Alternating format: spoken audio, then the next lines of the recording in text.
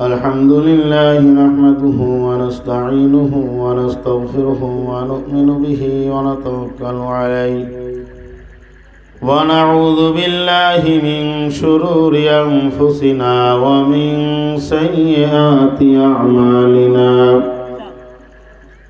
من يهده الله فهو المهتد ومن يضلل الله فلن تجد له وليا مرشدا أما بعد فأعوذ بالله من الشيطان الرجيم بسم الله الرحمن الرحيم وعد الله الذين آمنوا منكم وعملوا الصالحات ليستخلفنهم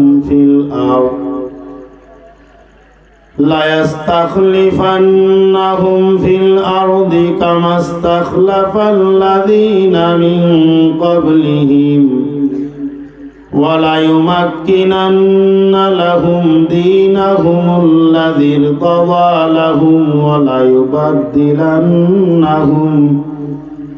وليبدلنهم من بعد خوفهم أمنا يعبدونني لا يشركون بي شيئا ومن كفر بعد ذلك فأولئك هم الفاسقون.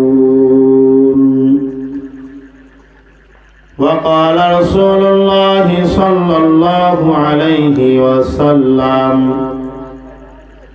الظلم ظلمات يوم القيامة. وقال عليه الصلاة والسلام المرأة إذا صلت خمسها وصامت شهرها وأطاعت بعلها وأحصنت فرجها فلتدخل الجنة من أي أبواب شاءت أو كما قال عليه الصلاة والسلام. سبحانك لا علم لنا إلا ما علمتنا إنك أنت العليم الحكيم. رب اشرح لي صدري ويسر لي أمري واحلل عقدة من لساني يفقه قولي. اللهم بارك لنا في رجب وشعبان وبلغنا رمضان. সকলে বলি আমিন। নামাজের মধ্যে যে দুরূদ শরীফ পড়তে হয় দুরূদ শরীফ একটু পড়ে নিয়ে আল্লাহ পাকের রহমত 10 গুণ বেড়ে যাবে। আল্লাহুম্মা সাল্লি আলা মুহাম্মাদিন ওয়া আলা আলি মুহাম্মাদ كما صليت على إبراهيم وعلى آل إبراهيم إنك حميد مجيد. اللهم بارك على محمد وعلى آل محمد كما باركت على إبراهيم وعلى آل إبراهيم إنك حميد مجيد. আল্লাহ পাক রব্বুল আলামিনের বান্দা জনাবে মুহাম্মদুর রাসূলুল্লাহ সাল্লাল্লাহু আলাইহি ওয়াসাল্লামের উম্মতগণ, মহান আল্লাহ পাক রব্বুল আলামিনের দরবারে লাখো কোটি শুকরিয়া যে আল্লাহ পাক রব্বুল আলামিন আপনাকে আমাকে দুনিয়ার সমস্ত কাজকর্ম থেকে অবসর দিয়ে যে আল্লাহ সুবহানাহু ওয়া তাআলা এই রমজানের প্রাককালে আল্লাহ নবীর বর্ণনা অনুযায়ী জান্নাতের বাগিচায় বসার তৌফিক দান করেছেন। শুকরিয়া আদায় করি আলহামদুলিল্লাহ।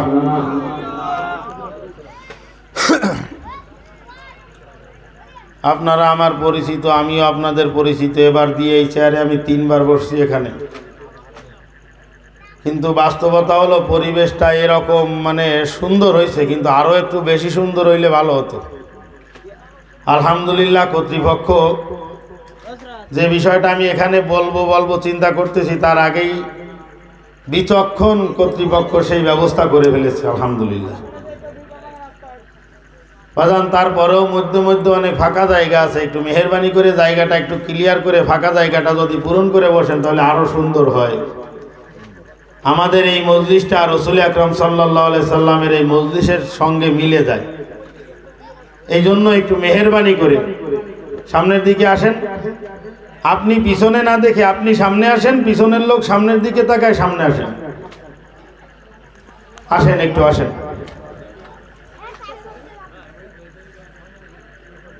কথা না বলি ভাই, যেহেতু আমি আপনাদের পরিচিত, কথা বললে হবে না বাজান, কথা বলা যাবে না, নিজেরা কথা বলা যাবে না, এদিকে খেয়াল করেন। যেহেতু আমি আপনাদের পরিচিত, আপনাদের থেকে কিছু সাহায্য বা সহযোগিতা, আলোচনার জন্য কিছু সহযোগিতা দরকার, আপনারা সহযোগিতা করবেন তো ইনশাআল্লাহ?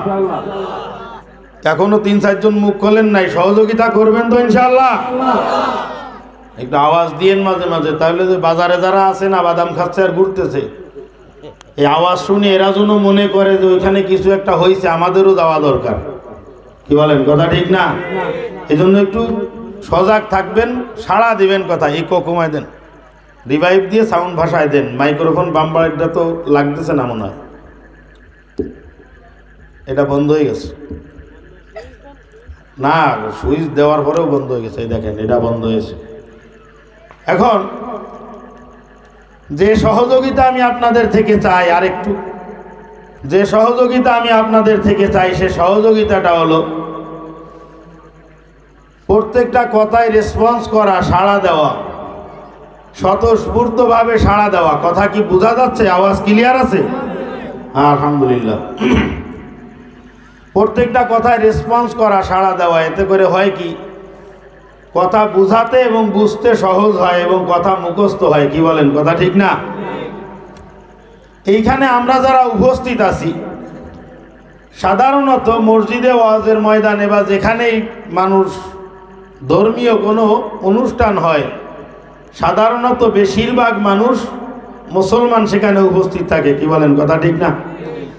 আমরা যারা এখানে উপস্থিত আছে, অন্ততপক্ষে আমরা দাবি করতে পারি যে আমরা সবাই মুসলমান। কি বলেন, কথা ঠিক?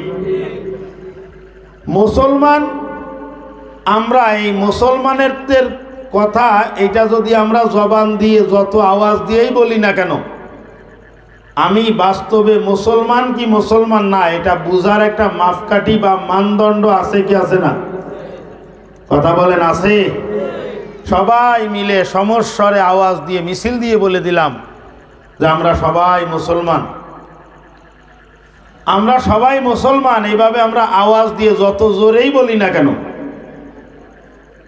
বাস্তবে চরিত্রগত, স্বভাবগত দিক দিয়ে কোরআন সুন্নাহর আলোকে আমরা যদি মুসলমান না হই, তাহলে মুখের এই আওয়াজের কোনো দাম আছে?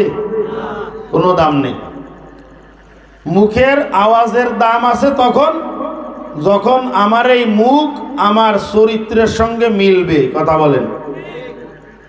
আমি জবান দিয়ে বলি যে আমি মুসলমান, আমি কাজ করি খ্রিস্টানের মতো। আমি জবান দিয়ে বলি আমি মুসলমান, আমার চরিত্র ইহুদির মতো। আমি জবানে বলি আমি মুসলমান, আমার কার্যকলাপ অমুসলিমের মতো।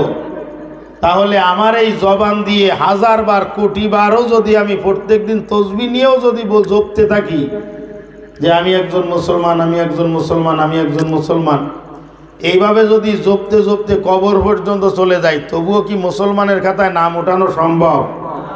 কথা বলেন, সম্ভব? সম্ভব না।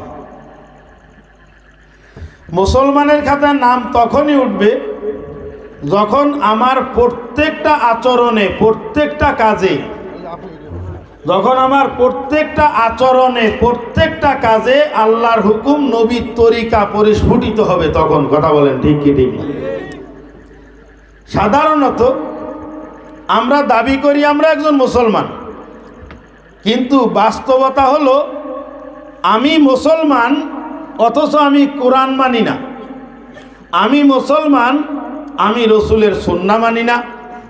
আমি মুসলমান, আমি সাহাবায়ে কেরামের আদর্শ আখলাক মানি না, কিন্তু আমি দাবি করি আমি একজন মুসলমান। এবং কত বড় নির্বোধ মুসলমান যে আমি এটা বুঝতেও পারি না যে আমি যে কোরআন অবমাননা করে ফেলতেছি, আমি যে কোরআন সুন্নাহর খেলাপ করতে করতে কোরআন সুন্নাহর বিরুদ্ধে দাঁড়ায় গেছি, আমি যে কোরআন সুন্নাহর প্রতিপক্ষ হয়ে গেছি, এটা আমি অনুধাবনও করতে পারি না। এমন কপাল পোড়া মুসলমান আমরা। কথা বলেন, কিছু সংখ্যক আছে কি আছে না?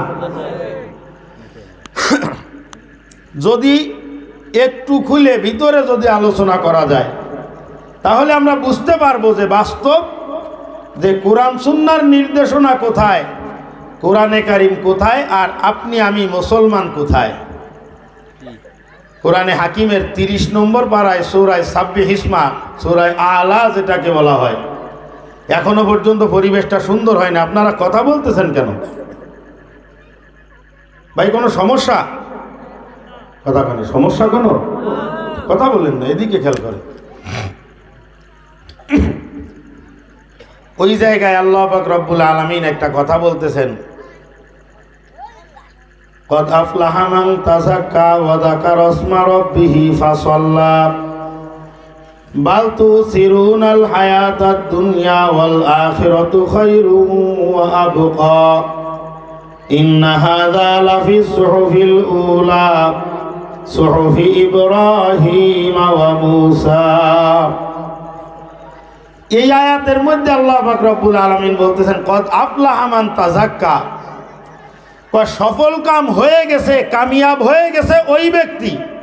তাযাক্কা, যে ব্যক্তি তার আত্মাকে পরিষ্কার পরিশুদ্ধ করতে পেরেছে, যে ব্যক্তি তার মনের কলুষতাকে দূর করতে পেরেছে, হিংসা, বিদ্বেষ, হারাম খাওয়ার মানসিকতা, মিথ্যা বলার প্রবণতা, অশ্লীল ওয়াশ্রাব্য ভাষায় গালিগালাজ করার অভ্যাস, এই ধরনের খারাপি থেকে যেই ব্যক্তি তার আত্মাকে পরিশুদ্ধ করতে পেরেছে, আল্লাহ পাক রব্বুল আলামিন বলতেছেন কদ আফলাহা, ওই ব্যক্তি সফল কাম এবং কামিয়াব হয়ে গেছে। জোরে বলেন সুবহানাল্লাহ। যে চরিত্রগুলোর কথা এখানে আসছে, এই চরিত্রগুলো কি আমাদের মধ্যে আছে বাজান? যারা চুপ করে রয়েছে এরা মনে হয় মিথ্যা কথা কয় খালি। এই চরিত্রগুলো কি আমাদের মধ্যে আছে কি আছে না? মিথ্যা কথা বলা, ঝগড়াঝাটিতে অশ্লীল বাক্য ব্যবহার করা, মানুষকে ঠকানো, মানুষের জমিন ফাঁকি দেওয়া, আলঠেলা, মালের মধ্যে ভেজাল দিয়ে 2 নম্বরটাকে 1 নম্বর বলে বিক্রি করা, চিংড়ি মাছের মধ্যে ইনজেকশন পুশ করা, এই সমস্ত স্বভাবগুলো কি আমাদের মধ্যে কিছু সংখ্যকের আছে? যারা চুপ করে রয়েছে এদের মনে হয় আছে, আছে কিছু সংখ্যকের মধ্যে। আওয়াজ দিয়ে নাহলে কিন্তু ধরা পড়ে যাবেন, আপনি অপরাধীদের তালিকা হয়ে যাবে কিন্তু। খেয়াল করেন, এই সমস্ত চরিত্রগুলো আমাদের মধ্যে আছে, তার দ্বারাই বোঝা যায় যে আমাদের আত্মা এখনো পর্যন্ত পরিশুদ্ধ হয় নাই। আল্লাহ পাক রব্বুল আলামিন বলেন আত্মার পরিশুদ্ধতা, আত্মার কলুষতা, যতগুলো কারণে আত্মাটা কলুষিত হয়, যতগুলো কারণে আত্মাটা নষ্ট হয়, যতগুলো কারণে আত্মাটা নষ্ট হয়, তার মধ্যে একটা হলো দুনিয়ার লোভ, দুনিয়ার মোহ মানুষের মধ্যে থাকা, এটা হলো আত্মার পরিশুদ্ধতার পরিপন্থী। ও দুনিয়ার মুসলমান, আল্লাহ পাক রব্বুল আলামিন আয়াতে কারিমার মধ্যে নির্দিষ্ট এক দলকে টার্গেট করে কথাটা বলেছেন, বাল তুসিরুনাল হায়াতাদ দুনিয়া ওয়াল আখিরাতু খায়রুন ওয়া আবকা। আল্লাহ পাক রব্বুল আলামিন বলতেছেন যে তোমরা দুনিয়াকে প্রাধান্য দাও আখিরাতের উপরে, আখিরাত পিছনে রাখো, দুনিয়াকে সামনে রাখো। কয় যে অথচ দুনিয়াটা আখিরাতের তুলনায়, আখিরাতটা দুনিয়ার তুলনায় চিরস্থায়ী এবং অনেক অনেক গুণে উত্তম। ধরে বলেন সুবহানাল্লাহ।